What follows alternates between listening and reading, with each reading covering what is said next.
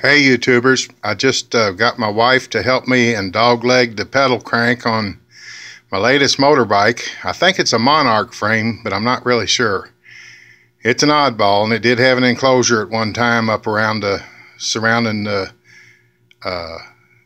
neck and the top bar and bottom bar because the welds aren't smoothed off and dressed. It was enclosed, and the fender actually went up around the fork, surrounded the fork, and was screwed to the outside, but all that's long gone. When I got it, it had no wheels or anything, so it's not at all original. But I cut it open like I do on some of them, welded a plate in it, stuck my motor up in there, and realized I'd miscalculated a little bit because my gas tank was touching the seat post bar. I did my measurements as if the seat post bar were straight. Kind of slipped up a little there, but I put a wedge on top of it that actually, in a way, it's a good mistake because it let me thicken it up and beef it up a little.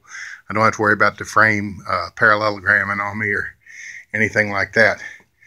The clutch is a drum off of a clutch intended for a 3/4 shaft, so it had a bigger bushing. After I went to all the trouble to take a chain drive clutch, cut a pulley open, and weld the pulley to the teeth of the sprocket back in there, I realized that I had the wrong size bushing. So I went to the hardware store and found one with the ID of the new clutch inside and the OD of the old clutch outside. I didn't want to ruin a brand new 35 chain outside, so I welded it to one that was a little boogered up, kind of being stingy, and it cost me a little extra work, but that's no big deal. I'll use that drum on another bike or go-kart or God knows what. I made a real neat little tensioner, so because the motor doesn't scoot, there's no room for it to scoot, so I made a tensioner to come up under my primary belt. Secondary, I still got to beef up the sprocket a little. I've got huge flat washers on where the spokes is crossed back over each other, but I don't trust it. I want to go a little bit tougher on that. That's the only thing I see I still have to do. Ages ago, I welded the kickstand on this, but that's been 10 or 15 years ago.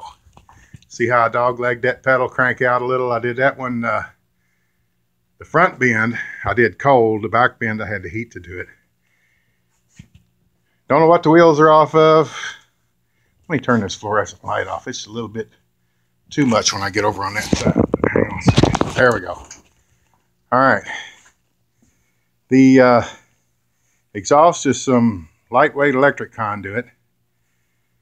Had to rig me a spring to hold the choke in because there's a little spring-loaded detent down in there that's lost its spring. It rotted off, so I made a spring off to the side just to keep it in a bind so it won't be trying to vibrate on. It's an 87 model Edger motor, 2 horsepower. After I got all done, I noticed my sprocket was turning on a little bit on the shaft, so I just stung it. Hell with it. It's not going to need a whole lot of pedaling. And it's centered up, but I didn't feel like busting it all down. Doglegged that pedal to clear the shroud. What else is kind of neat? My jack shaft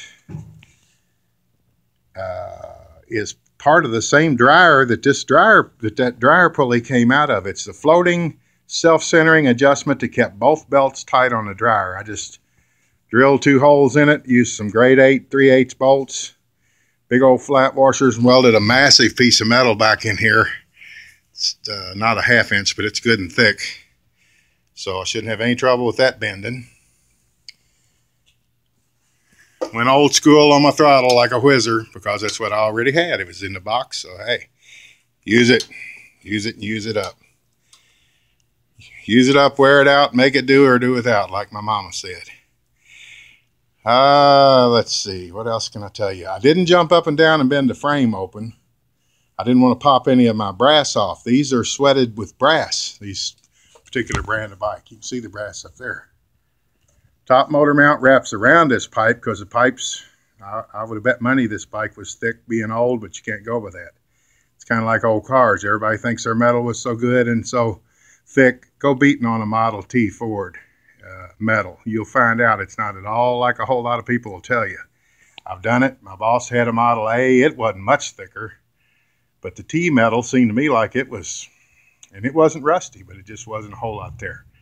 And I'll probably get arguments on that, but I've been there, and it's not near as tough as the old timers. They'll tell you, well, you can beat them vendors out and grind some off, and you won't grind through. Bull. They're not that thick.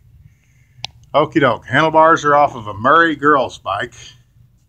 The seat, I did some kind of crazy rigging on the seat. It's an exercise bike seat that I took a seat that had good hardware, though I did have to beef it up. I welded a big old flat washer to 3 spots, so I triangulated the seat underneath with a huge flat washer. It's got the solid seat post because it's an old bike with the clamp made in the frame, all sweated together. Solid seat post. I stung it with a welder ages ago so it wouldn't tip back and end up fouling my balls off on the back tire. I hate it when that happens. Me.